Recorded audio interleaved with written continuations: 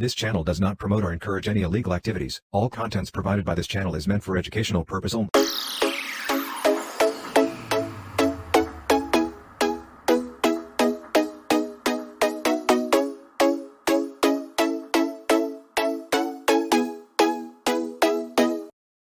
In each case, we're going to be scanning the same internet target so we can have a baseline there. So let's go ahead and get started. The first one we're going to work with is probably the most common tool out there that most people know about, and that is Nmap.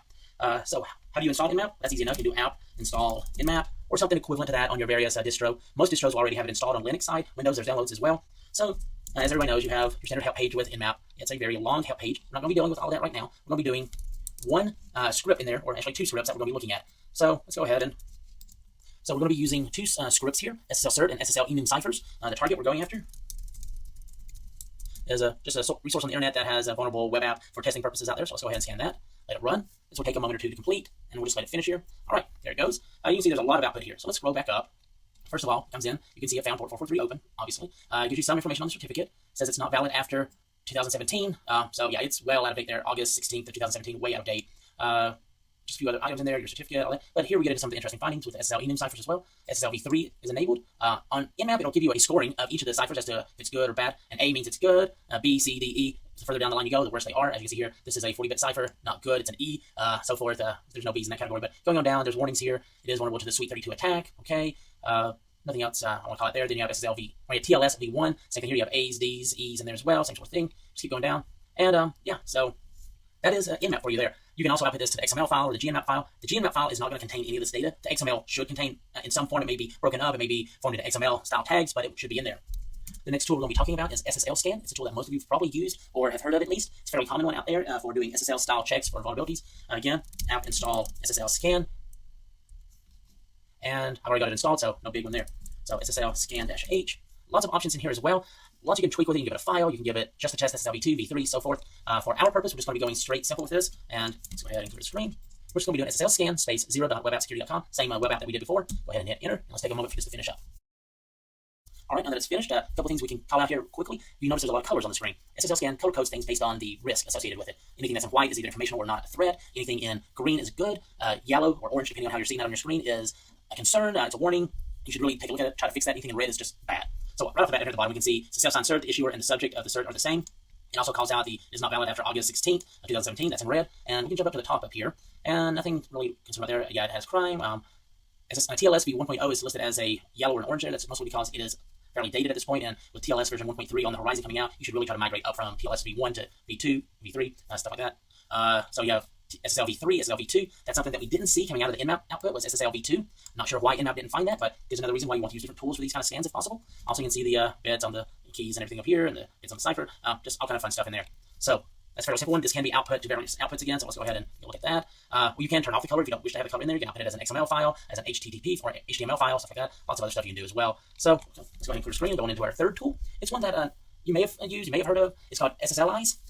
So there again, it's app install.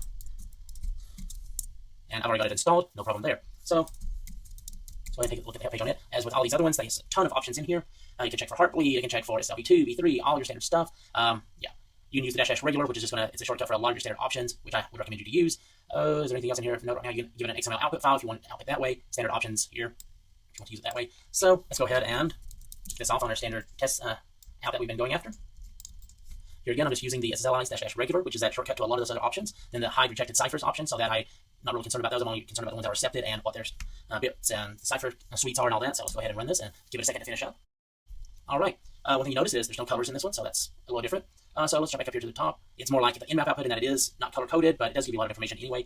Coming down through here, deflate compression vulnerable, okay. It's vulnerable to session negotiations. Let's see down through here. You'll have to pull out that it's a step sign certificate there, and it's expired. Your bit on your key size for your certificate is weak. Coming down, a bunch of other failed items there. What else do we have down here? You can see that SSL v2 is enabled with some very weak ciphers. SSL v3 is enabled with a lot of weak ciphers as well. v1, TLS v1, so forth. So same sort of data that's coming out about it. It's just in a different format. Not really much to concern yourself with there, but just a matter of how you want to view it, how you want to receive it. And this is great. So far, that's 3 different tools that we can use. So let's go into the fourth tool, and that is one called test ssl.sh. Again, just app install test ssl.sh. I've already got it installed, so let's go ahead and run that. There it is. So very long help page there as well. It's command as test SSL, and you give it some options and the URL that you want to test, or you don't have to give it any options if you don't wish to. Some things you can test with are whether you're doing start TLS, all of them seem to have that option. You can give it an input file to pull in from there. Well, it's test all vulnerabilities, heartbleed, and so forth. So that's the -U option or the -vulnerable option. Everything else out here. So yeah, so let's go ahead and, like I said, tons of outputs as well, CVS, HTML. Yeah, so let's go ahead and clear the screen. Let's do test SSL. Okay, let this run, and then we will just wait for it to finish. All right, so one of the things we saw here quickly is that it is color-coded again. Green appears to be good. Yellow and orange seems to be possible warnings. So these are some ciphers for SSLv3 and TLS1 that are possibly in question. And down here it says potentially vulnerable. So potentially okay, but anything that is vulnerable is in red again.